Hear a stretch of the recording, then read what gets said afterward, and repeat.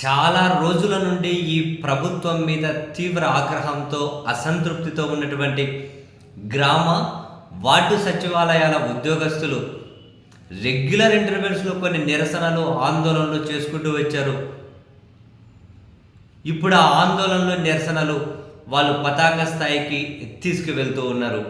వాళ్ళ ఆందోళనలు ఉధృతమవుతూ ఉన్నాయి. ఈ నెల 23వ తేదీ నుంచి నల్ల బ్యాడ్జీలు ధరించి విధులకు హాజరవుతున్నటువంటి సచివాలయ ఉద్యోగస్తులు ఇప్పుడు ఈ పింఛన్ పంపిణీ కార్యక్రమాన్ని కూడా బహిష్కరిస్తామని ఒక ఉద్యోగ సంఘం చెప్పింది వీళ్ళకి. ఇందులోనే మరో సచివాలయాల ఐక్యవేదిక, మరో ఉద్యోగుల ఐక్యవేదిక నల్ల బ్యాడ్జీలు ధరించి పింఛన్ పంపిణీ చేస్తామని చెప్పారు. మరో సగమేమో పింఛన్లు బహిష్కరిస్తాము అన్నారు.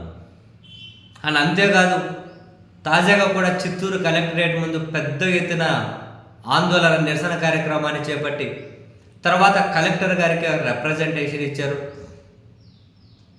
దీన్ని మరింత ముందుకు తీసుకెళ్తూ ఈ ఆందోళనను వీళ్ళు అధికారిక వాట్సాప్ గ్రూపుల నుంచి బయటకు వచ్చేస్తూ ఉన్నారు. ఆందోళనల్లో ఇది ఒక కీలక దశ. అధికారిక వాట్సాప్ గ్రూపుల నుంచి చాలామంది బయటకు వచ్చేస్తూ ఉన్నారు. అండ్ అక్టోబర్ 10వ తేదీ చలో విజయవాడ అని చెప్పి ఒక మార్చుకు పిలిపించారు. చలో విజయవాడ మార్చు. సో వీళ్ళు ప్రధానంగా ఏంటి, ఈ వాలంటీర్లు ఏం పనులు అయితే చేసేవాళ్ళు అవన్నీ సచివాలయ ఉద్యోగులను ఎత్తినేస్తున్నారు.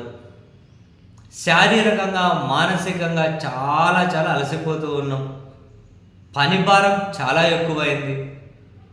ఈ వాలంటీర్లు చేసే సర్వీసుల నుండి, వాళ్ళు చేసే సేవల నుండి మమ్మల్ని బయటకు తీసుకురండి.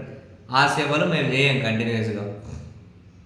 ఒకటని కాదు, కంటిన్యూస్గా ఇన్ ద సెన్స్ వాలంటీర్లు చేసే పనులన్నీ వీళ్ళతోనే చేయిస్తున్నారు. ప్రతి డిపార్ట్మెంట్ వాళ్ళు అందరూ పనులు చేస్తున్నారు, మాతో చేస్తున్నారు. అని ఈ ఇంటింటికి సర్వే అనేది మేము చెయ్యం. ప్రధానంగా వాళ్ళు ఇంటింటికి సర్వే నుంచి మాకు విముక్తి కావాలి అని. సో ఈ ఆందోళనలు అయితే తీసుకోబోతున్నాయి, ఉధృత రూపం దాల్చబోతూ ఉన్నాయి.